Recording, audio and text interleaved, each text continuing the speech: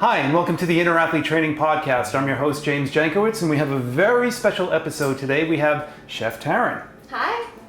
Chef Taryn is an organic, plant-based chef, and I've tasted her food before. She's amazing. And today what we want to do is focus on a couple meals slash snacks that you can make that are nutrient-dense, really good for the immune system, easy to make, and fall around the flavor of fall. Yeah, all right.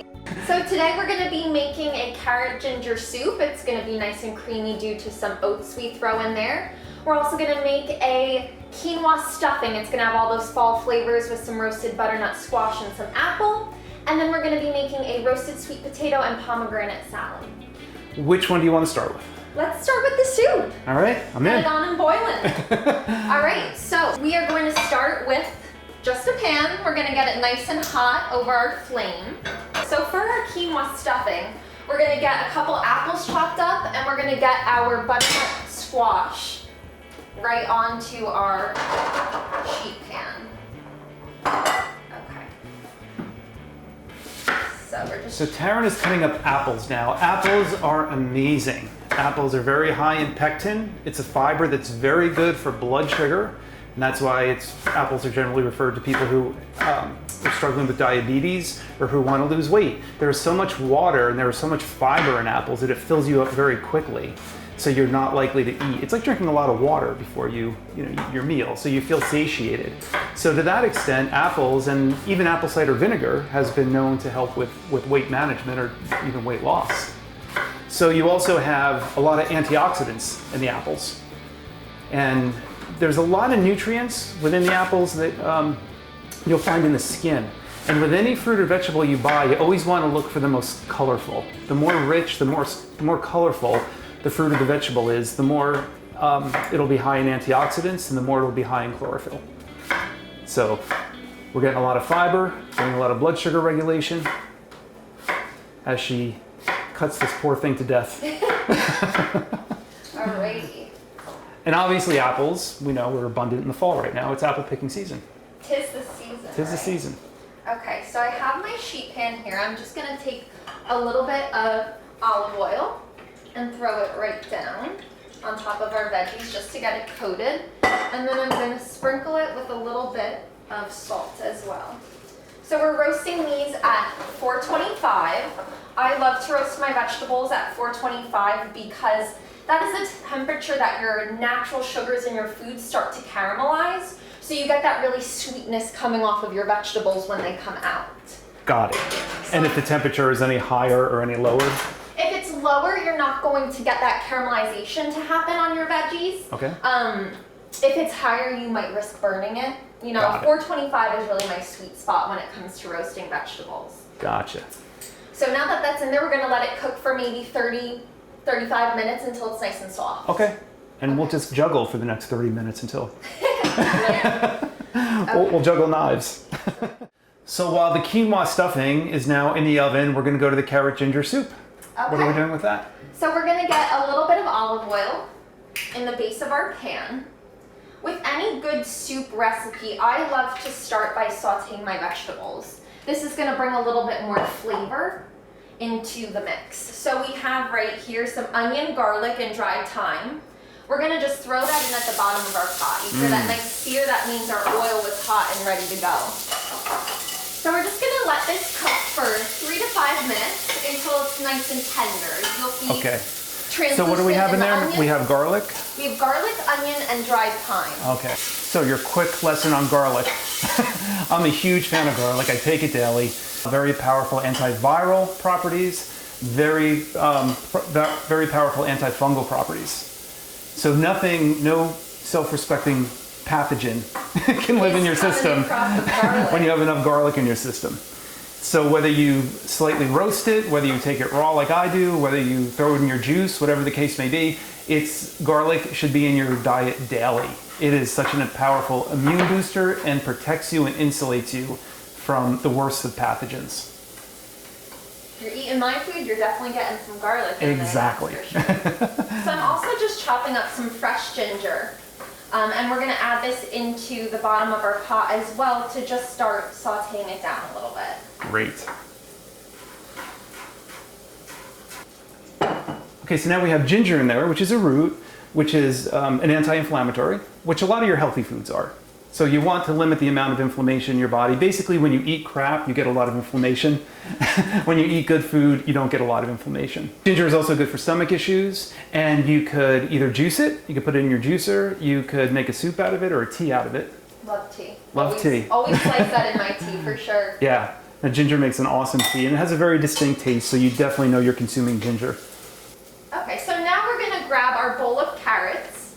We have about 6 large carrots sliced right in there, and we are going to throw these in. That's 6 large carrots sliced up. Yeah, you wouldn't think so, but... Yeah.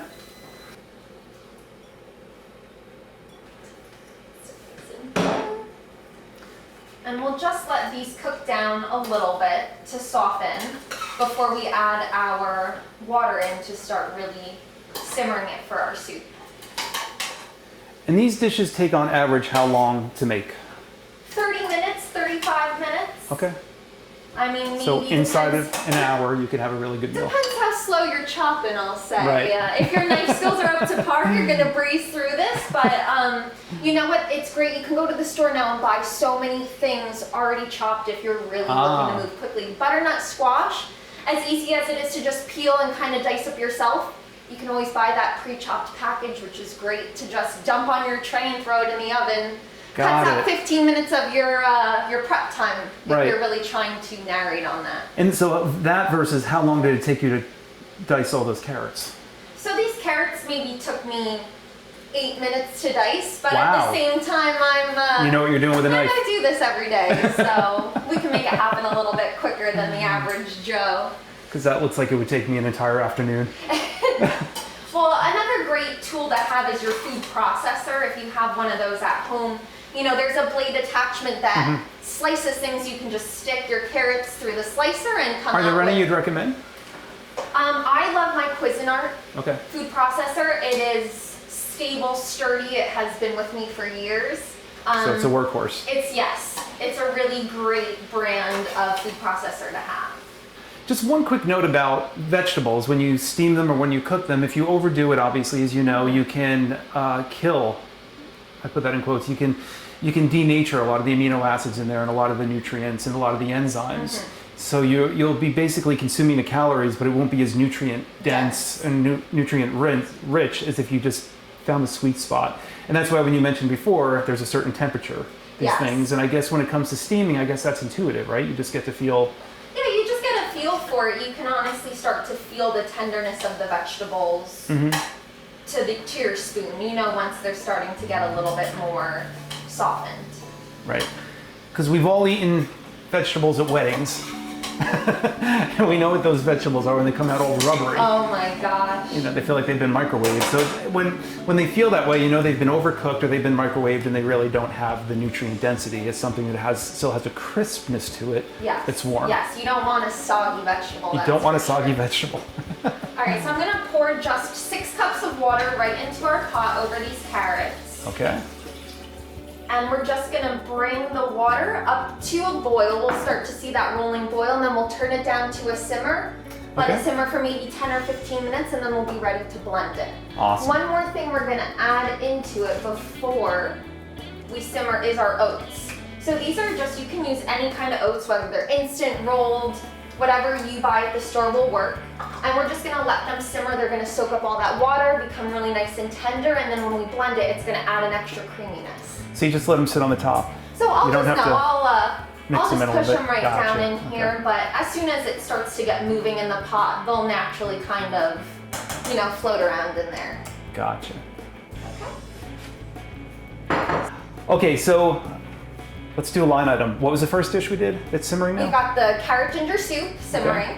And we also have in the oven. We've got our butternut squash and our apple roasting for our quinoa stuffing. And we're going on to? The quinoa stuffing, we're gonna start. All right. We're gonna start Let's do it. preparing the rest of that quinoa stuffing. So once again, we're just gonna get a little bit of olive oil in our pot, ready to heat up. And we're gonna start with a little bit of fresh garlic, again, and some onion. Now a note about quinoa, or greens in general, you might not have heard the term quinoa.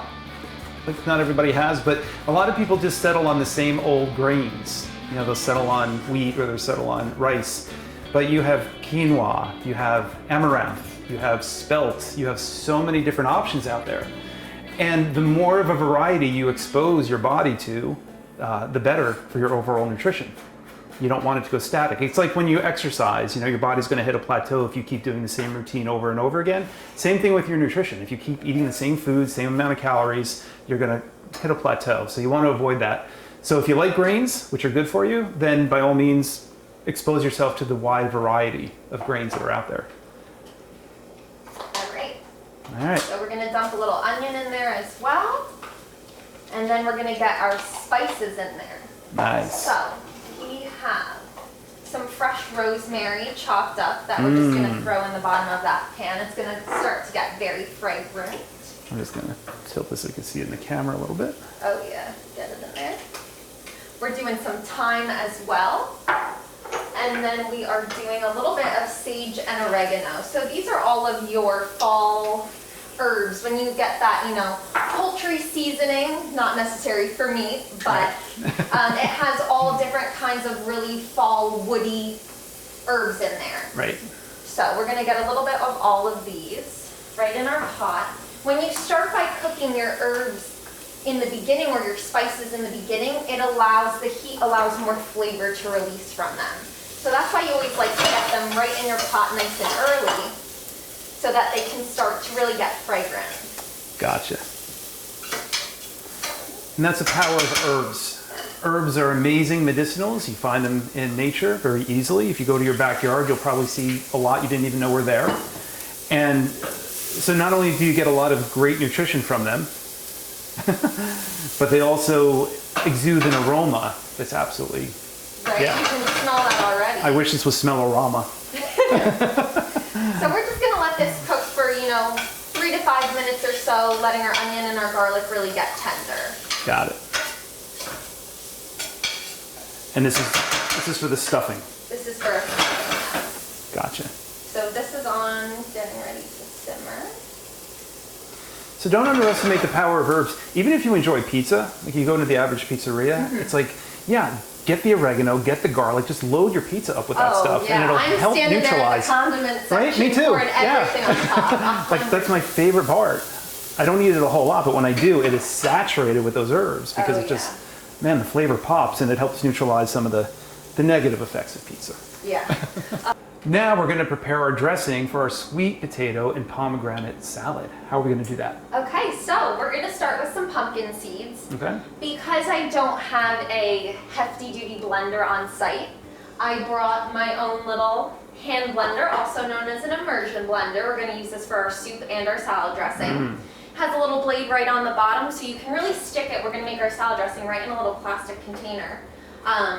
And you can just stick it in and it's gonna blend for you. Not as powerful as your Vitamix or one of your big blenders like that, which is why I'm just gonna throw our pumpkin seeds right into some hot water to soften them a little bit, so it makes it easier to blend up into our dressing. Gotcha. And how long do they have to soak before they get soft? Maybe, 3 to 5 minutes. Just Okay. that shock of the heat will definitely give them a little bit of softness. In the meantime, we'll look at our ingredients that we're going to use to make our dressing. So we have some olive oil that we're going to pour in here as our base. Then we also have some apple cider vinegar, raw apple cider vinegar, our favorite here. We're going to pour that right in as well. A little bit of organic maple syrup for a little sweetness on there. And then we're going to use some Dijon mustard. This is going to be our emulsifier. So when we blend our dressing, what makes it nice and creamy is the Dijon that binds the oil and the vinegar, which typically wouldn't combine. If you have an emulsifier like Dijon or even mayonnaise of some sort, something creamy typically will do the trick for you. Gotcha. All right, so I'm just going to drain these pumpkin seeds. And how prominent is the apple cider vinegar taste? It definitely has a nice, I personally love a vinaigrette that has a little bit of that acidy kick to it. Okay. But you can play around. A typical ratio of your oil to acid is 1 to 1/2. So you would do like a cup of oil to 1/2 cup of vinegar. Gotcha. I sometimes do a little bit higher on the vinegar side because I love that nice fresh acidity in And my you vinaigrette. usually use apple cider vinegar specifically for cooking, or? It depends. For a vinaigrette, I'll do anything. I could do balsamic, I could do white wine, red wine vinegar, champagne vinegar, white balsamic. Gotcha. There's Okay. plenty out there, but in the fall time, I definitely love to use apple cider vinegar. Yes. It really goes with the theme Right. of what we're cooking. Gotcha. So I'm gonna bring these to the sink. I am just gonna And while she's doing that, a quick aside about apple cider vinegar, another product we highly, highly recommend. Very good for regulating blood sugar and very good for blunting the insulin response, right? So if you have apple cider vinegar on an empty stomach, there are some studies that say up to 6 hours it'll help blunt the insulin response. So even if you do eat sugar or some kind of dessert shortly thereafter, it will help regulate the blood sugar. So apple cider vinegar is good for your immune system, help regulating blood sugar. It's good if you're diabetic, and you can usually take them in little shots. If you go to the store, you usually find them in little shots. If you just take one of those on an empty stomach, you'll be golden. You may not like the taste. The taste can be pretty harsh for some people. It's an acquired taste, but if you do it enough, you'll get used to it.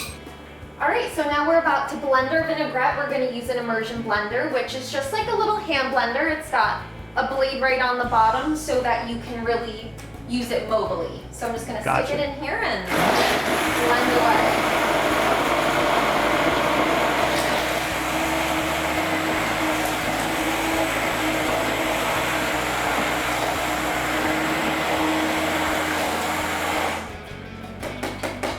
All right, and you can see how nice and thick Yeah. this dressing really got from that Dijon mustard. Yep. And we'll pop this right off so that we don't drip all over our pieces. Okay. So we've got our dressing for our salad, and we've got just a bowl of greens here. This is arugula and spinach. You can use any green that you really love in the fall time. And we're gonna top it with, I just have some chopped toasted walnuts. So we'll just sprinkle those right on top. Okay, we're gonna top it with some roasted sweet potato that we roasted at 425 like we're doing that butternut squash. Mm-hmm. And then we will top it also with a few pomegranate seeds. I just have these in some water because I was peeling the pomegranate. And that's the best trick, if you didn't know, to be opening and peeling your seeds out in a bowl of water, and any of that pith that you don't want will float to the top so that you can just pull it right out and your seeds will sink to the bottom. So we've got this, look at all those beautiful colors going on, and we're just gonna drizzle a little bit of our, look at that thick vinaigrette coming out. Here we go, right? Nice. Yum. All right. Awesome. So the salad's all ready to go. Salad's ready to go. We've got our soup going away over here, and let's check on our butternut squash and apple. This is looking pretty good over here. I'm just gonna tip my knife into it to see. Oh yeah, we're nice and soft. All right. Great. The smaller you cut things, the faster they're gonna roast, and just make sure, I did the apple a little bit bigger than my squash because the apple has a little bit more water in it. It's gonna soften quicker, whereas the squash will take a little bit more time. Gotcha. So I'm gonna grab my spoon. We have our onion and our garlic over here that we sauteed with our vegetables, and I'm just going to sweep all of our roasted goodies right into this pot. And then if you wanna grab our bowl of quinoa and dump it right in as well, which is right over on the Be happy to. counter. Beautiful.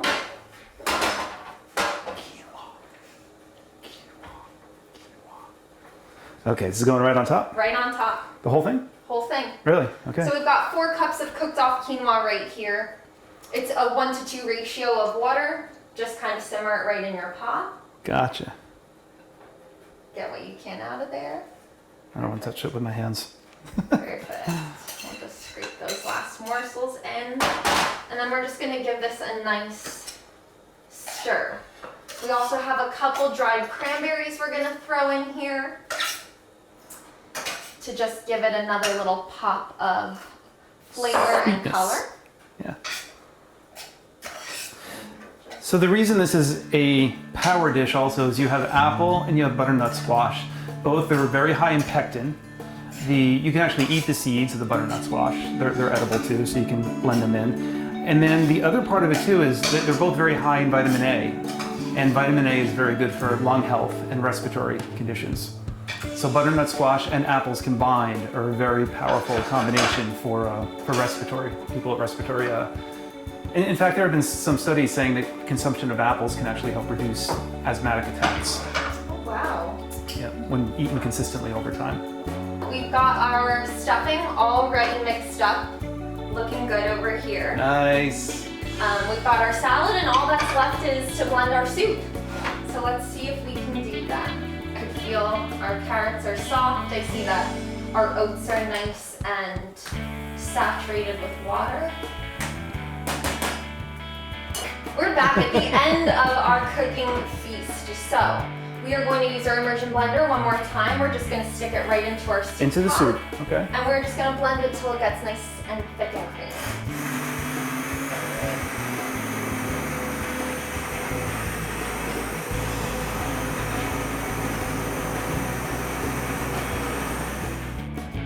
Just gonna hold it 'cause it's hot. Our camera. We have this beautiful bright orange carrot ginger soup.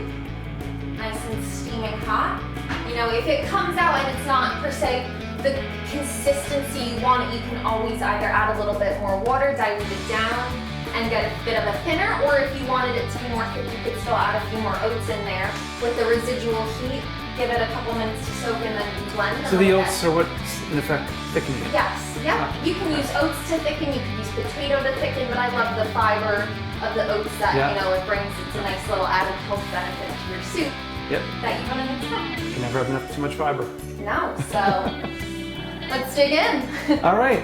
So we're going to wrap up and we're going to enjoy all this wonderful food. It's a beautiful fall, rainy, cloudy day. So it's a perfect day to consume this. Oh yeah. And it's a wonderful array of bright, colorful, immune-boosting, healthy food. So I want to thank you for coming by. But before you leave, why don't you tell everybody what you do and how they can reach you?